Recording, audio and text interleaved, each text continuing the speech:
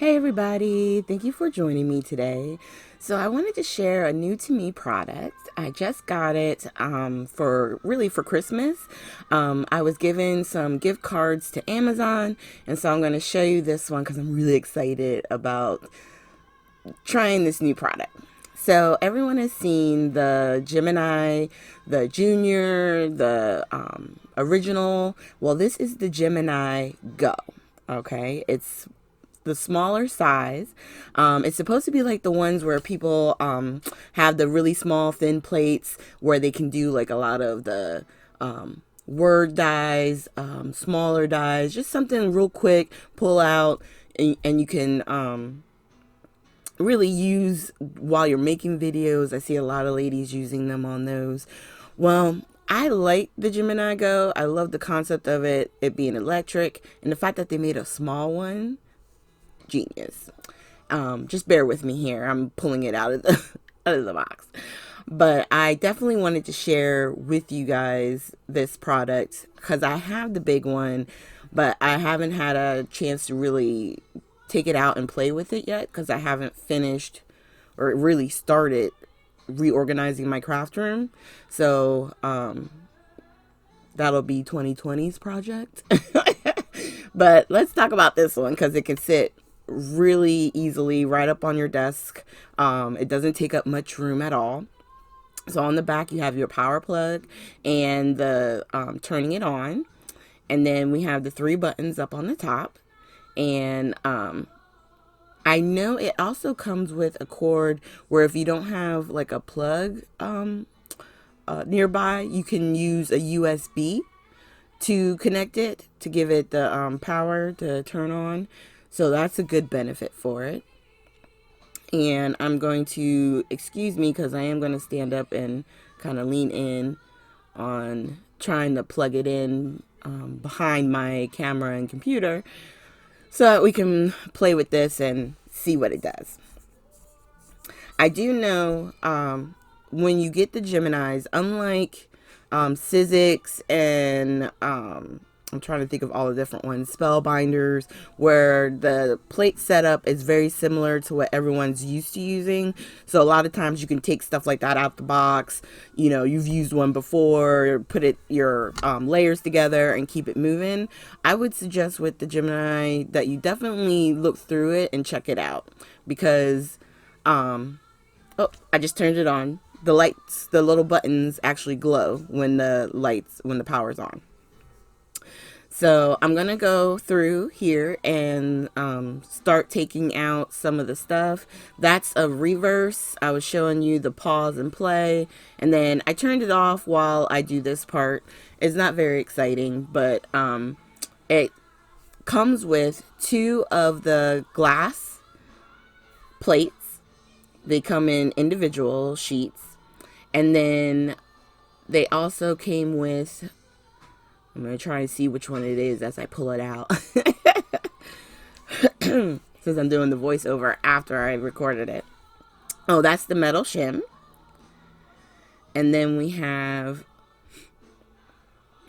this one. Oh, I'm just taking the pieces out. I was trying to see if I needed to save the papers for any reason. And really you don't.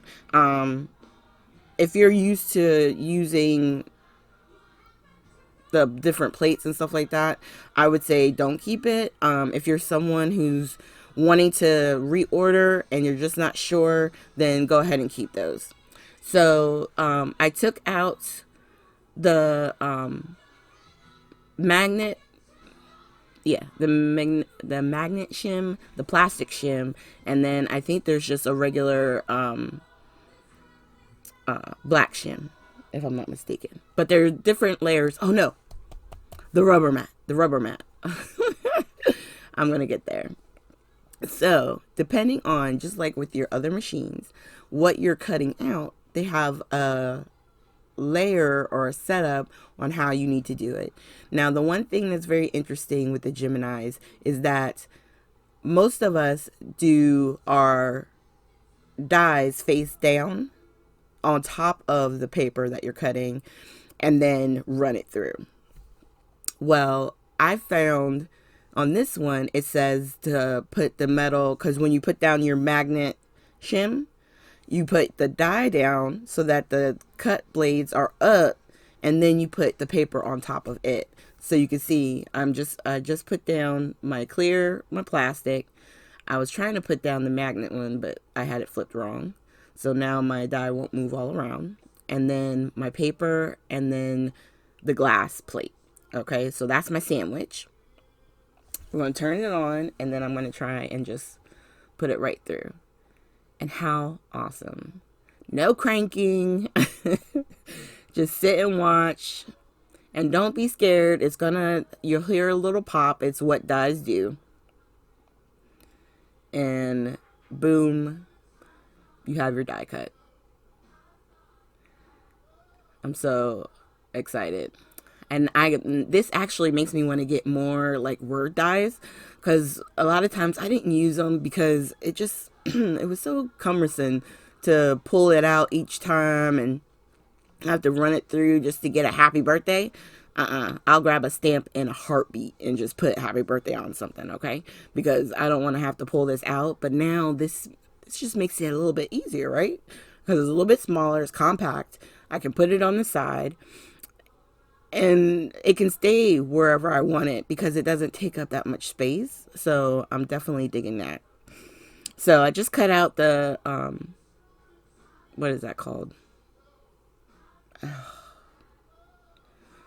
I'm going to say ripple, but that's not what I'm talking, whatever. The one with the scallops. Thank you. And then the plain circle, and I'm just showing you, I cut out the same size of the brown, that I could make, my layers. So some of the sizes of the layer dies you can even cut out. So like if I needed a quick base of something to put my sentiments on, I can use this, just pull it out real quick and use it. I love it. They also have a setup for intricate dies where you would use the excuse me, the metal shim. Because if it's very intricate, where there's a lot of fine details, then you'll want to use those other pieces.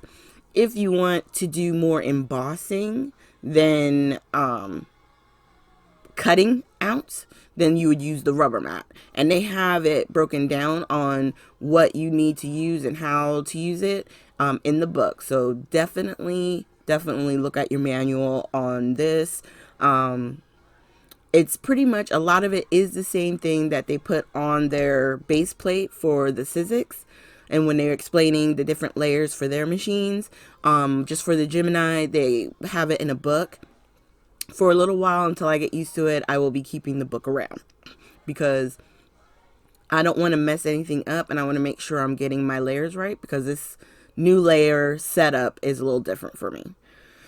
All right, so I'm going to put that to the back and move some of this stuff. And then I want to show you guys what I had on top of the machine, which is a carrying bag for it. Super cool.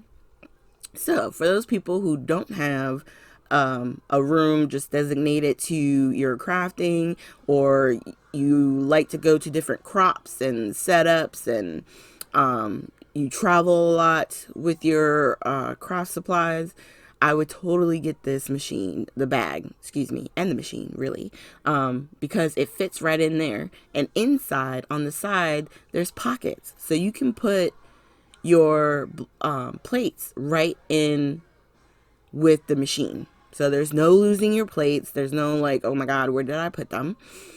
It has just the regular like handle strap, and then it also has a long strap, so you can carry it almost like a purse or like a bag. And what I would do is, obviously, like, the machine itself fits inside, and then you have the plates on one side. You can get replacement plates and put them on the other. You can also put your power cord over there. I just didn't want to get back up again and try and pull it out, but you can put that in.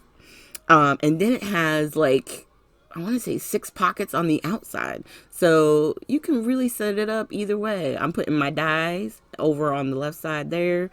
And look at that. So if you know you have some projects you want to do, whatever word dies or whatever dies, period, you can put them in with the bag. So it's all together in one spot and go and do some die cutting. How awesome. All right. So I guess I'm bragging enough about it.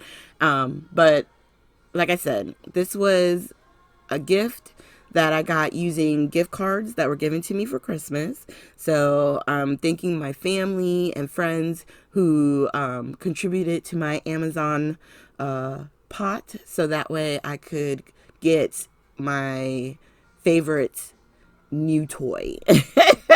Because this was definitely fun to use. Thank you guys so much for joining me, and I hope you have a great day.